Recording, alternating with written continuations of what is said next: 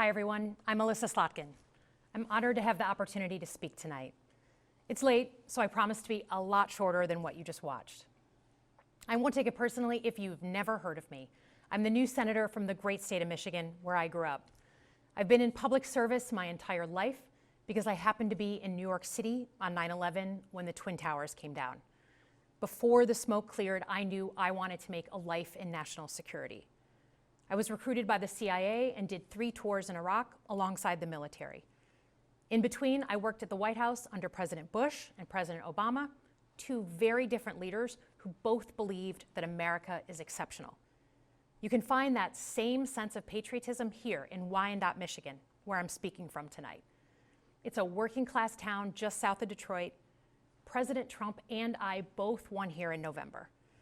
It might not seem like it, but plenty of places like this still exist across the United States. Places where people believe that if you work hard and play by the rules, you should do well and your kids should do better. It reminds me of how I grew up. My dad was a lifelong Republican, my mom a lifelong Democrat, but it was never a big deal because we had shared values that were bigger than any one party. We just went through another fraught election season.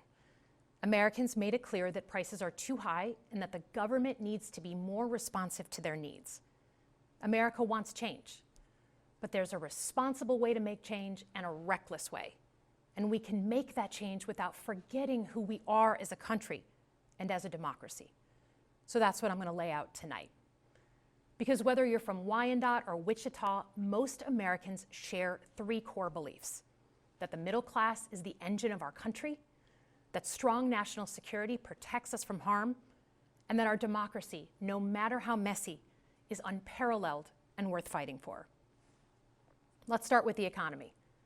Michigan literally invented the middle class, the revolutionary idea that you could work at an auto plant and afford the car you were building. That's the American dream. And in order to expand and protect the middle class, we have to do a few basic things. We need to bring down the price of things we spend the most money on: groceries, housing, healthcare. We need to make more things in America with good-paying union jobs and bring our supply chains back home from places like China.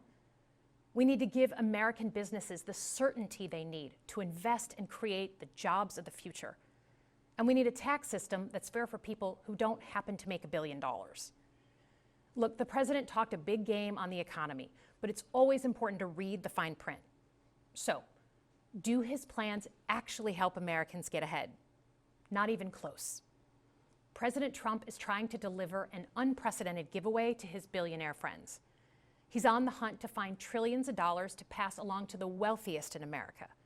And to do that, he's going to make you pay in every part of your life. Grocery and home prices are going up, not down, and he hasn't laid out a credible plan to deal with either of those. His tariffs on allies like Canada will raise prices on energy, lumber, and cars, and start a trade war that will hurt manufacturing and farmers. Your premiums and prescriptions will cost more because the math on his proposals doesn't work without going after your health care. Meanwhile, for those keeping score, the national debt is going up, not down. And if he's not careful, he could walk us right into a recession.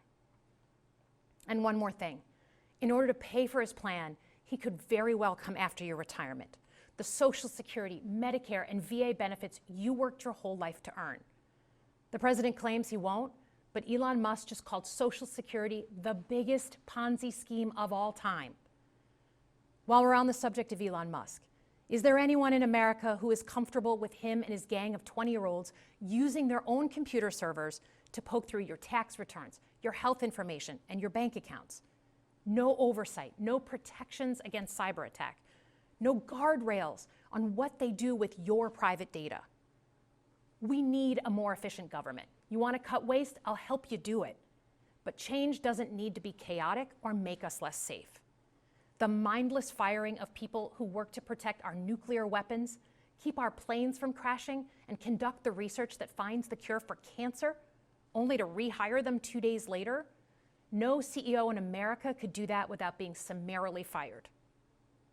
Okay, so we've talked about economic security. How about national security? Let's start with the border. As someone who spent my whole career protecting our homeland, every country deserves to know who and what is coming across its border, period. Democrats and Republicans should all be for that. But securing the border without actually fixing our broken immigration system is dealing with the symptom and not the disease. America is a nation of immigrants. We need a functional system keyed to the needs of our economy that allows vetted people to come and work here legally. So I look forward to the president's plan on that. Because here's the thing, today's world is deeply interconnected. Migration, cyber threats, AI, environmental destruction, terrorism. One nation cannot face these issues alone.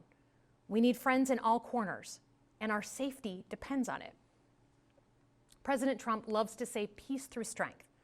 That's actually a line he stole from Ronald Reagan. But let me tell you, after the spectacle that just took place in the Oval Office last week, Reagan must be rolling in his grave. We all want an end to the war in Ukraine, but Reagan understood that true strength required America to combine our military and economic might with moral clarity. And that scene in the Oval Office wasn't just a bad episode of reality TV. It summed up Trump's whole approach to the world. He believes in cozying up to dictators like Vladimir Putin and kicking our friends like the Canadians in the teeth. He sees American leadership as merely a series of real estate transactions. As a Cold War kid, I'm thankful it was Reagan and not Trump in office in the 1980s. Trump would have lost us the Cold War. Donald Trump's actions suggest that in his heart, he doesn't believe we're an exceptional nation.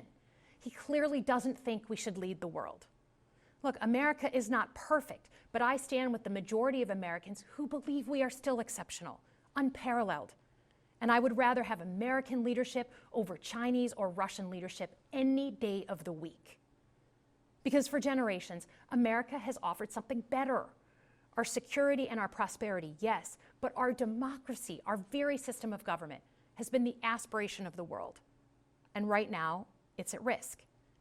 It's at risk when the president decides you can pick and choose what rules you want to follow, when he ignores court orders and the Constitution itself, or when elected leaders stand by and just let it happen. But it's also at risk when the president pits Americans against each other, when he demonizes those who are different and tells certain people they shouldn't be included. Because America is not just a patch of land between two oceans. We are more than that. Generations have fought and died to secure the fundamental rights that define us. Those rights and the fight for them make us who we are. We're a nation of strivers, risk takers, innovators, and we are never satisfied. That is America's superpower. And look, I've lived and worked in many countries. I've seen democracies flicker out. I've seen what life is like when a government is rigged. You can't open a business without paying off a corrupt official. You can't criticize the guys in charge without getting a knock at the door in the middle of the night. So as much as we need to make our government more responsive to our lives today, don't for one moment fool yourself that democracy isn't precious and worth saving. But how do we actually do that? I know a lot of you have been asking that question. First, don't tune out. It's easy to be exhausted, but America needs you now more than ever. If previous generations had not fought for this democracy, where would we be today? Second, hold your elected officials, including me, accountable. Watch how they're voting. Go to town halls and demand they take action. That's as American as apple pie. Third, organize. Pick just one issue you're passionate about and engage. And doom scrolling doesn't count. Join a group that cares about your issue and act. And if you can't find one, start one. Some of the most important movements in our history have come from the bottom up. In closing, we all know that our country is going through something right now. We're not sure what the next day is going to hold, let alone the next decade. But this isn't the first time we've experienced significant and tumultuous change as a country. I'm a student of history, and we've gone through periods of political instability before. And ultimately, we've chosen to keep changing this country for the better. But every single time, we've only gotten through those moments because of two things: engaged citizens and principled leaders. Engaged citizens who do a little bit more than they're used to doing to fight for the things that they care about, and principled leaders who are ready to receive the ball and do something about it. So thank you tonight for caring about your country. Just by watching, you qualify as engaged citizens. And I promise that I and my fellow Democrats will do everything in our power to be the principled leaders that you deserve. Good night, everyone.